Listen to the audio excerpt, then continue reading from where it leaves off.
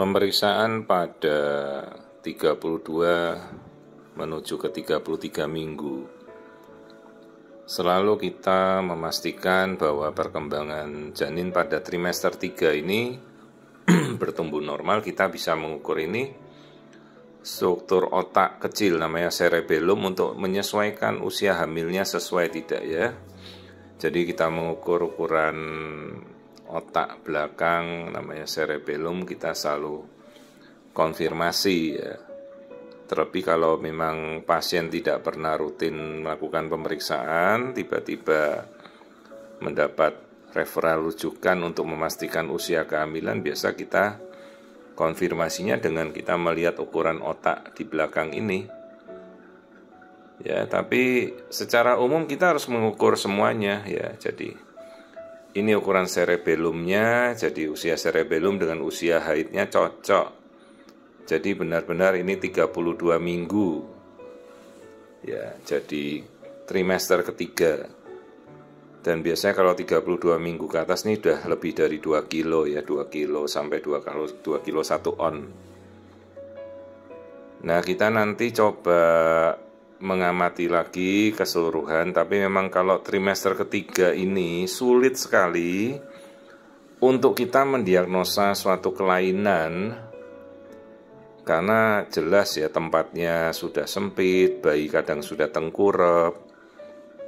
Jadi itu pun kadang-kadang pada pemeriksaan sebelumnya susah sekali untuk terlihat ya kalau ada suatu kondisi kelainan bawaan. Maka ibu-ibu kalau melakukan pemeriksaan screening apa itu ya, pemeriksaan yang dikonsultkan pada konsultan fetomaternal, mulainya dari trimester pertama. Trimester pertama tuh antara 11 minggu sampai 15 minggu, kemudian trimester kedua 18 sampai sekitar 25 minggu.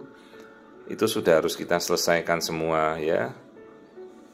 Juga pemeriksaan genetik ya. Kita bisa lacak semuanya dari awal tuh dengan NIPT, kita kombinasi dengan pemeriksaan USG screening yang dimintakan untuk pada pemeriksaan konsultan fetomaternal.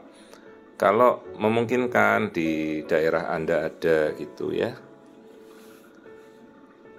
Nah, ini kita coba mengamati kondisi bayi keseluruhan kalau masih memungkinkan. Kalau udah trimester 3 kan sudah sulit.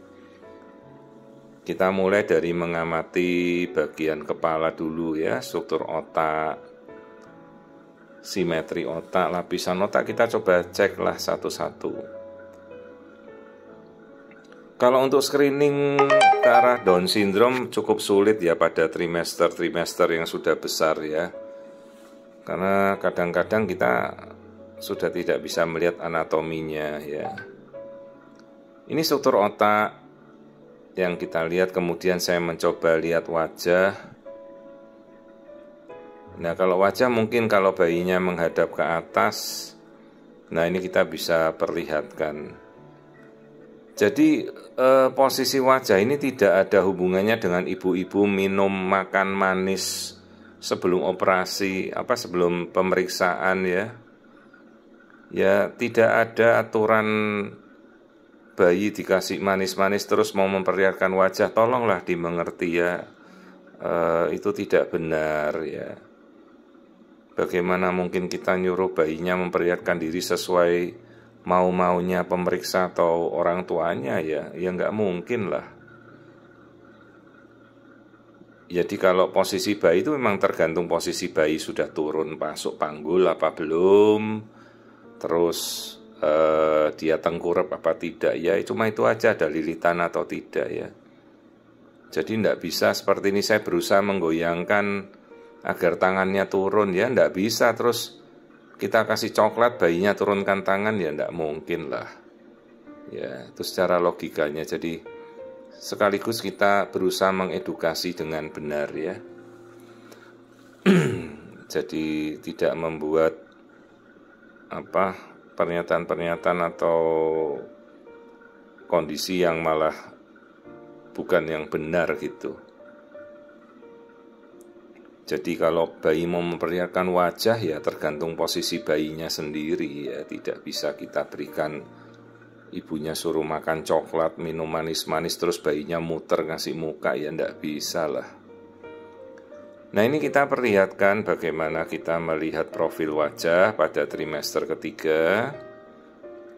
Kita bisa melihat kondisi hidung, wajah, tapi kadang sulit ya untuk kita melihat Down syndrome, itu sulit sekali ya.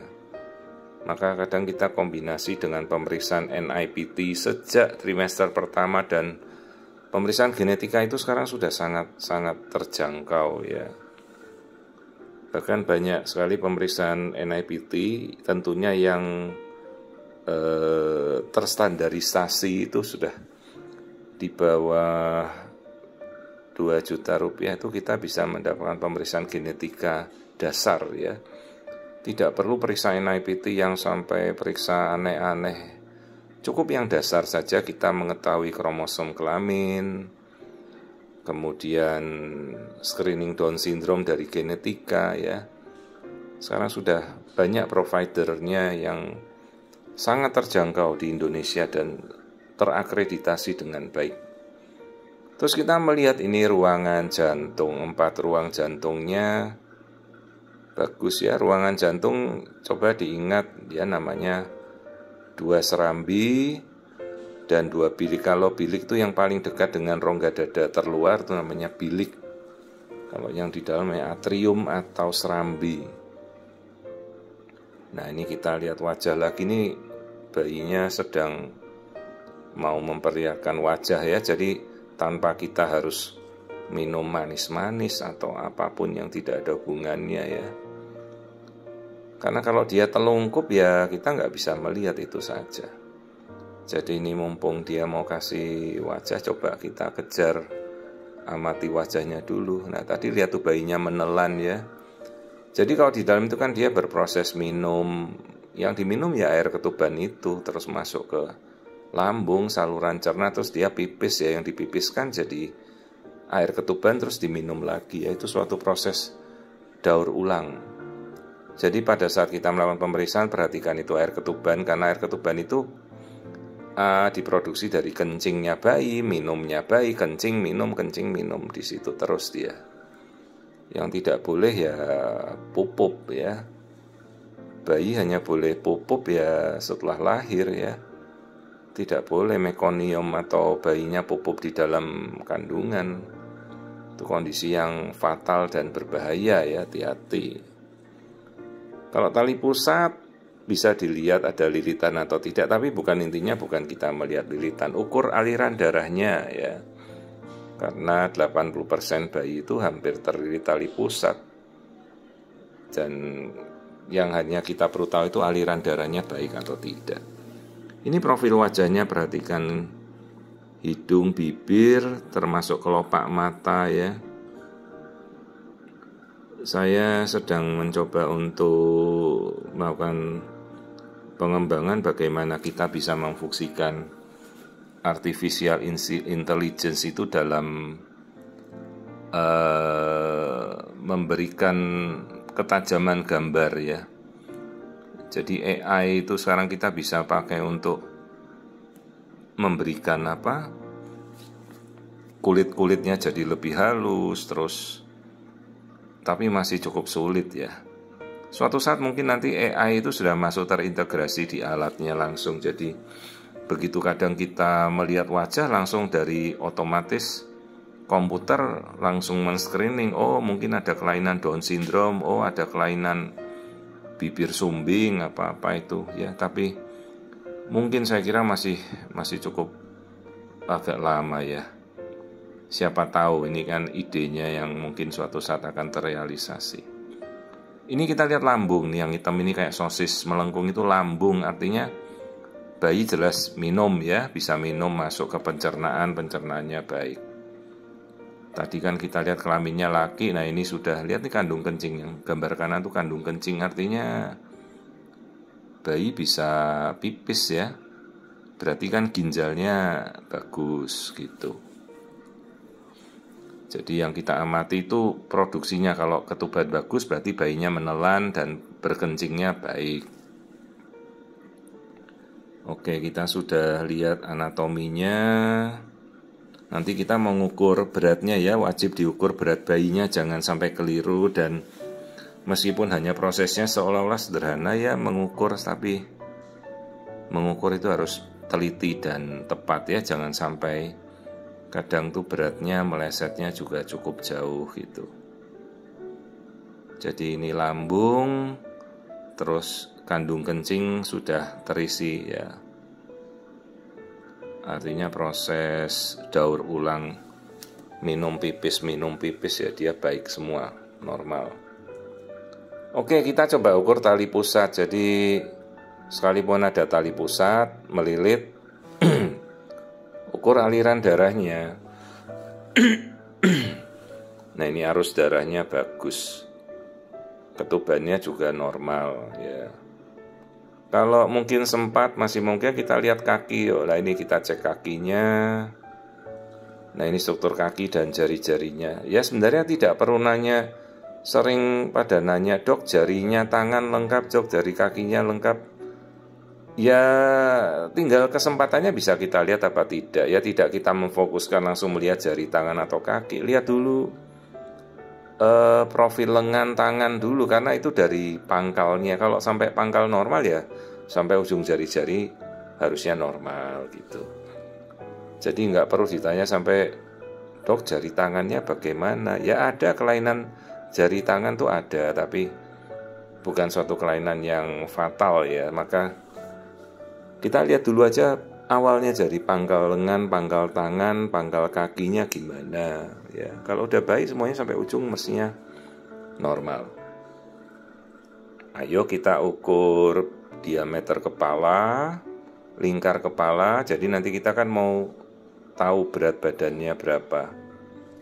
Ya jadi ini hanya pemeriksaan rutin pada trimester ketiga ya. Kadang satu pasien sekitar 10 menit lah, 10 menit hampir berapa menit nih, 15 menit mungkin.